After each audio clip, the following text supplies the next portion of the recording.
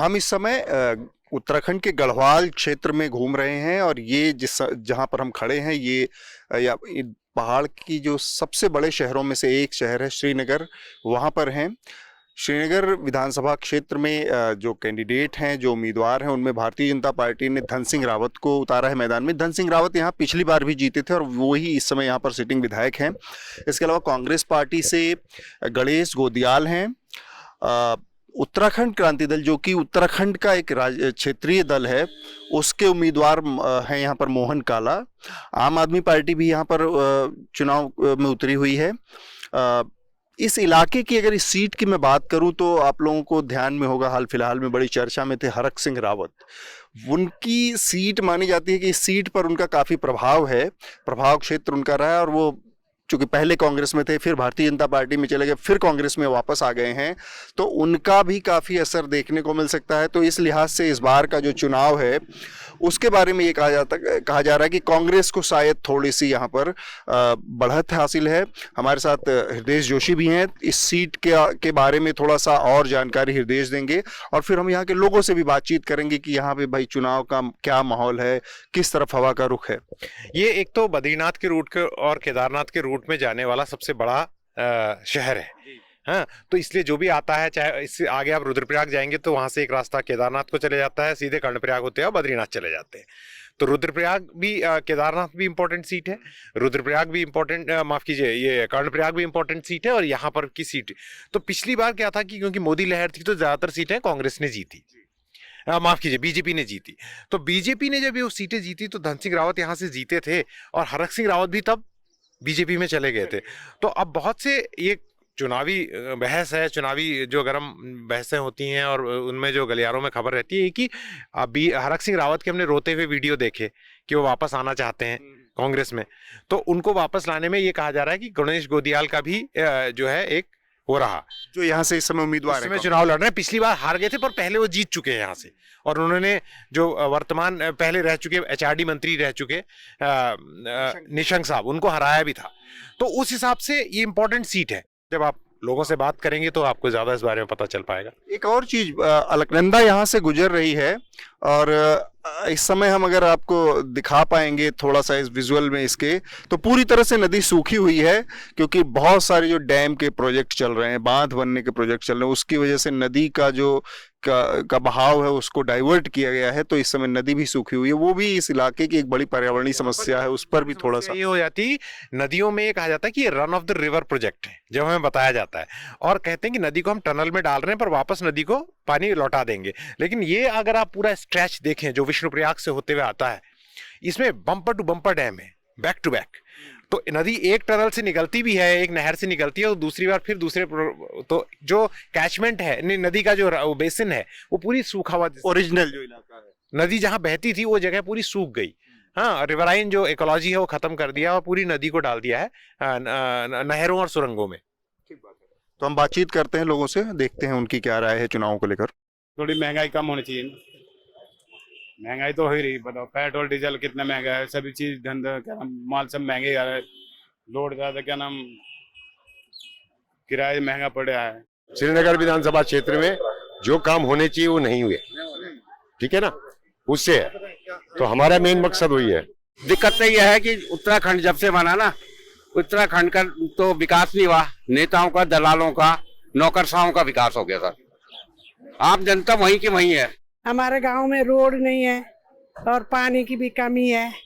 और जब डैम आया तो बहुत सारे लोग स्थापित हो गए। स्थापित कोई नहीं हुआ वहाँ, स्थापित किसी को नहीं दिया। जिनका खेत है उनका पैसा दिया और किसी को मुआवजा नहीं मिला। वो तो छोड़ो, इधर उधर लोगों ने खाए, 10 रुपए के जाते थे, रेडी को डराते थे। एक तो बेरोजगार सब उजड़ गए लोग, मतलब वो उसमें आ गया, आजीविका बिल्कुल खत्म हो गई।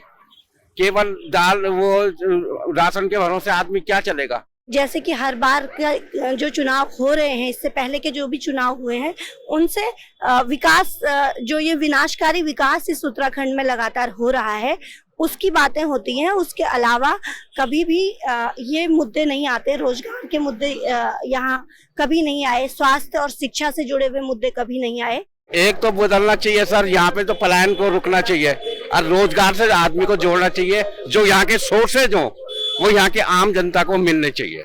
धंधे पे तो जो है लगभग जो है अमूमन जो है सभी को जो है जो छोटे मोटे व्यापारी थे, और यही क्या मुझे लगता है कि पूरे जो है भारतवर्ष में जो है सभी को जो है फर्क पड़ा है।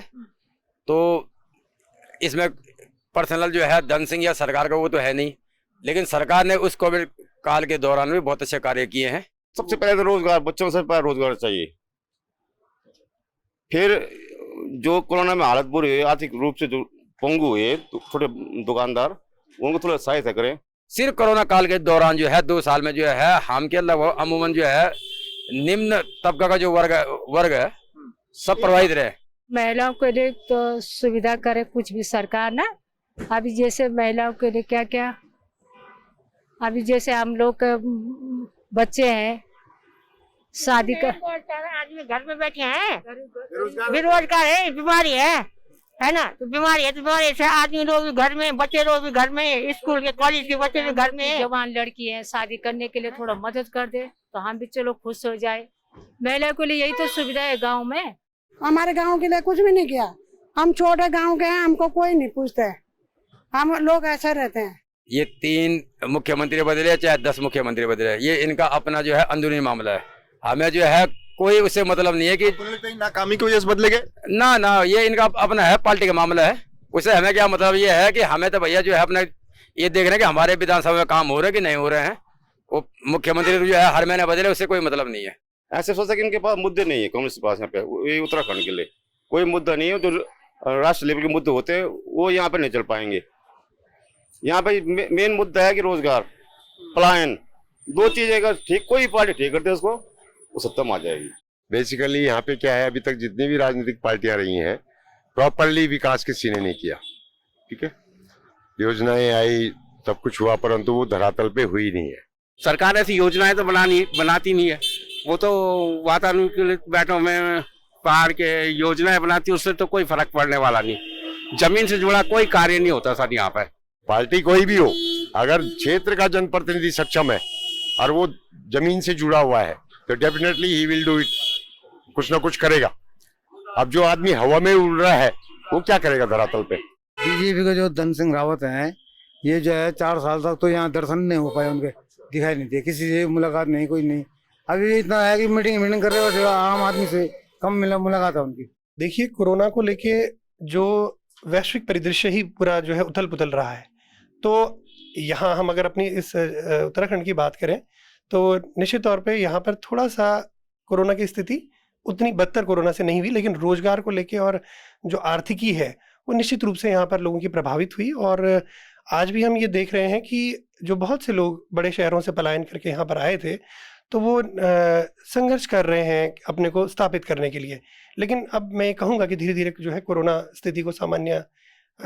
स्थिति सामान्य होने की ओर जा रही है, ऐसा मुझे लगता है। ये अभी हम शहर में घूम रहे थे तो हमने रैंडमली कम से कम 10-15 लोगों से बात की, उसमें से 90% लोग थे वो बिल्कुल खुश नहीं है स्थानीय विधायक के काम से। लेकिन जब हम पार्टी के जुड़े लोगों से बात करते हैं तो वो उसको बड़ा डिफेंस करते हैं। थोड़ा तो समझ में आता है कि चलो पार्टी के लोग अपने लोगों को बचाते हैं, लेकिन इतना ब्लैंकेट डिफेंस क्यों लगता है? अगर हम राजनीतिक परिदृश्य में बात करें तो जो विधायक हैं या जो पार्टियां हैं वो निश्चित तौर पर जो भी सिटिंग एमएलएज होते हैं किसी भी पार्टी के हों, उनके प्रति एक एंटी इनकम्बेंसी हो सकती है, उनके प्रति एक विरोध हो सकता है। लेकिन मैं जहाँ तक हम बात करें कि पार्टी के लोग अगर उनको डिफेंड कर रहे हैं, उनको कर रहे हैं, या फिर स्थानीय लोगों का आप कह रहे हैं, जैसा आप कह रहे हैं कि वो लोग नहीं खुश थे, तो ये देखिए लोगों की व्यक्तिगत राय हो सकती है। इसमें ये कहना कि सिर्फ हम कुछ लोगों की राय के आधार पर ये राय बना लें कि जो है विधायक से लोग खुश नहीं है, बल्कि इसका जो आकलन है वो उनके कार्यों के आधार पर होना चाहिए, काम के आधार पर होना चाहिए, ना कि हम जनरल पब्लिक के ओपिनियन पे इसको जगह नहीं कह सकते। ये हमारा ओपिनियन है, मे बी लोगों का ओपिनियन, और मैं इसे किसी पार्टी पॉलिटिक्स से भी नहीं जोड़ के कह रहा हूँ, मैं एज ए इंडिविजुअल कह रहा हूँ कि मतलब ये जो टीवी चैनल्स में भी जो बातें पूछी जाती हैं, बात कहीं भी किसी भी चैनल में, मेरे को लगता है कसौटी बहुत 1-to-1 होनी चाहिए, कामों पे बात होनी चाहिए कि आप क्या करेंगे या क्या नहीं करा आपने, या आपने क्या वादे किए थे और क्या नहीं कर पाए। इन पर जाकर के गलत या सही का जो है हिसाब किया जाना चाहिए। खबरों की तह में जाकर की जाने वाली ऐसी ग्राउंड रिपोर्ट्स आप न्यूज़ लॉन्ड्री पर देख सकते हैं, क्योंकि हम विज्ञापन से नहीं आपके सहयोग से चलते हैं। न्यूज़ लॉन्ड्री को सब्सक्राइब करें और गर्व से कहें, मेरे खर्च पे आज़ाद हैं खबरें।